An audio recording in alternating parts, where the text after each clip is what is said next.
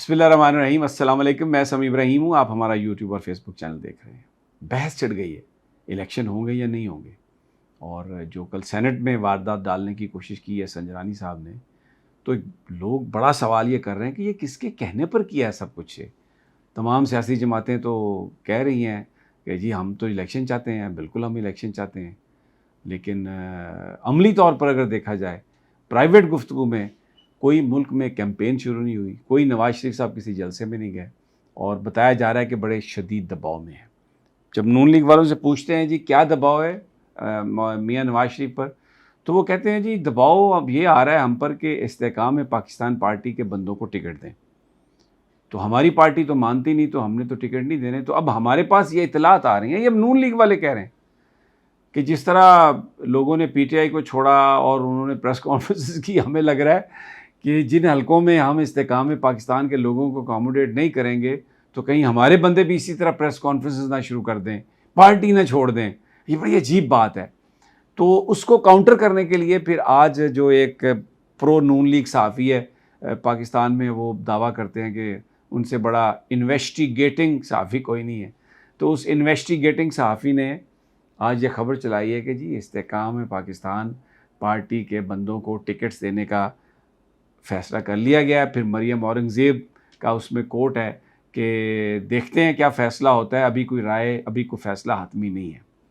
اچھا، اسی طریقے سے کچھ پیپلز پارٹی کے لوگ بھی پریس کانفرنسز کر سکتے ہیں اگر ان حلقوں میں پیپلز پارٹی نے ضد کی کہ ہم اپنے ہی بندے کھڑے کریں۔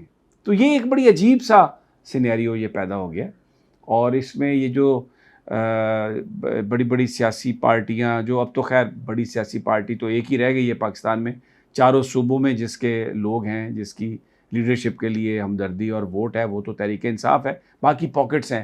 انٹیریئر سندھ میں پیپلز پارٹی، پنجاب کے کچھ علاقوں میں کوئی 25-30 سیٹیں ایسی ہیں جو نون لیگ جیت سکتی ہے، اور پھر مولانا فضل الرحمان کی کچھ سیٹیں ہیں، پھر بلوچستان عوامی پارٹی کے لوگ بلوچستان میں کچھ اپنے علاقوں میں وہ کر سکتے ہیں، تو وہ تو اس طرح سے موجود ہیں پاکٹس میں۔ ایک ہی مین پولیٹیکل پارٹی چاروں صوبوں میں جو مقبول ہے، جس کا لیڈر مقبول ہے، وہ ہے تحریک انصاف۔ تو یہ جو پارٹیاں ہیں اب یہ اس مخمصے میں ہیں، اس پریشانی میں ہیں، تو it will be very interesting کہ کیا ہوتا ہے۔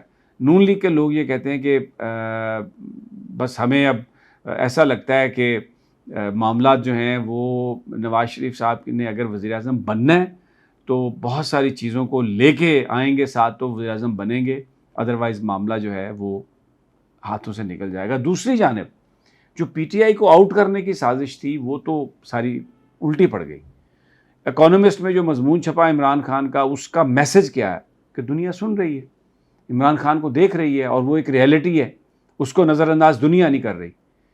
بھلے پاکستانی مین سٹریم میڈیا سے ہٹوا دیا گیا ہے اور اس کی خبریں نہیں چل رہی، کنونشن نہیں ہونے دیے جا رہے، لیکن دنیا یہ سمجھ رہی ہے کہ اس کے بغیر سٹیبلٹی نہیں آ سکتی۔ اور پھر جو اسٹیٹ ڈپارٹمنٹ میں اب 2 دن ہو گیا اس پر بات ہو رہی ہے، جس طریقے سے سارکیسٹکلی طنزیہ انداز میں پاکستان کے نگرانوں کا مذاق اڑایا گیا وہاں پر، اور ڈیموکریٹک سپریشن کی بات کی گئی ہے، تو پوری طرح یہ تو سارا ایکسپوز ہو گیا۔ اب تیسری جو بات ہوئی ہے بڑی اہم، کہ جو اپیلیٹ بورڈز تھے جس میں ہائی کورٹ کے ججز ہیں، انہوں نے جو یہ فیصلے تھے آر اوز کے، ڈی آر اوز کے، وہ تقریباً 80-85% رد کر دیے، اور پی ٹی آئی کے مور دین 80%، اراؤنڈ 85% جو ٹکٹ ہولڈرز ہیں وہ بحال ہو گئے ہیں۔ اب وہ الیکشن لڑیں گے، اگر الیکشن ہوتے ہیں تو پھر لوگ اس وقت اس دن نکلیں گے، اپنا ووٹس کا پہرا دیں گے۔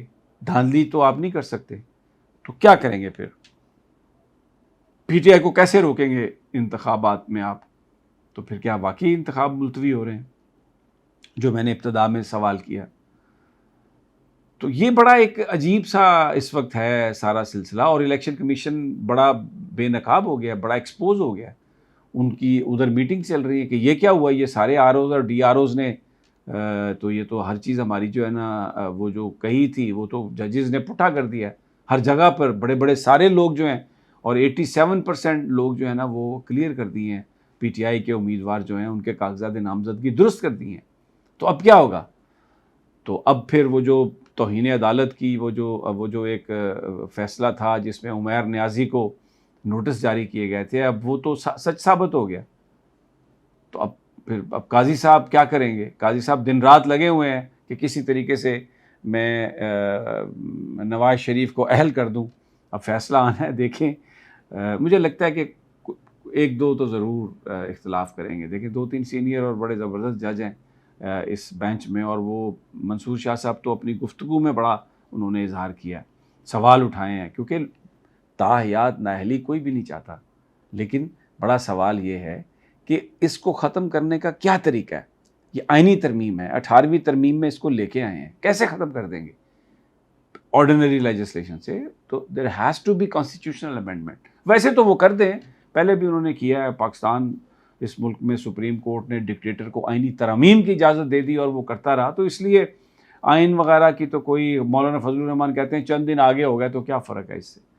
تو وہ تو خیر کوئی آئین قانون تو اس وقت میٹر نہیں کرتا، جس طریقے سے چیزیں سپریم کورٹ میں بھی چلائی جا رہی ہیں تو کچھ بھی ہو سکتا ہے، بٹ لیٹ سی.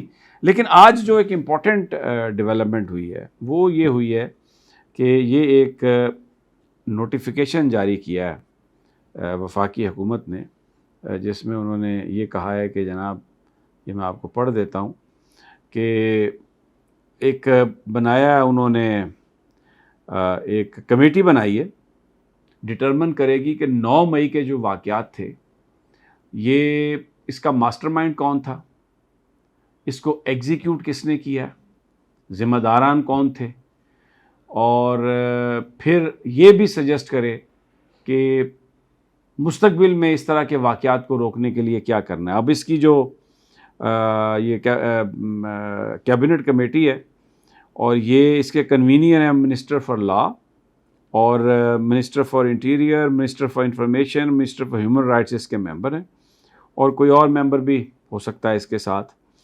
اور یہ انالائز کرے کہ کیا وجوہات ہوئی ہیں 9 مئی کے واقعات کی، اور اس کی رسپانسبلٹی فکس کرے، اور پھر اس کے جو ہے نا دور رس جو اس کے اثرات ہیں ان کو بھی دیکھے، اور سجیسٹ کرے کہ اس طرح کا نیشنل سیکورٹی جو بریچ ہے اس کو کیسے دوبارہ ہونے سے بچایا جا سکے، اور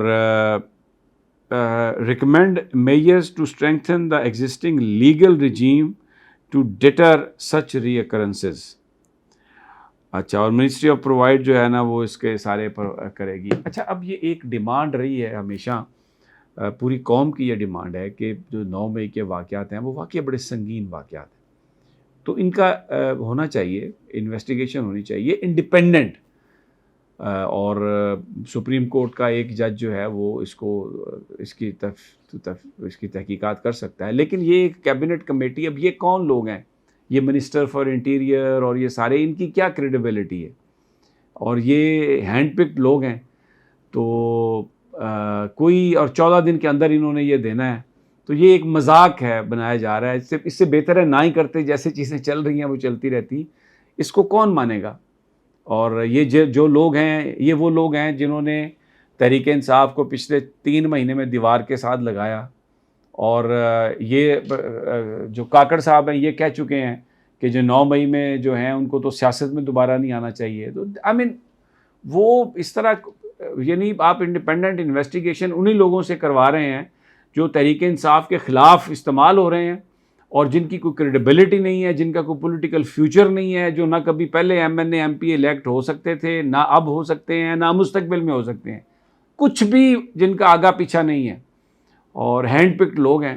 تو یہ ایک it's a kind of joke, یہ جو نگران حکومت نے کیا ہے.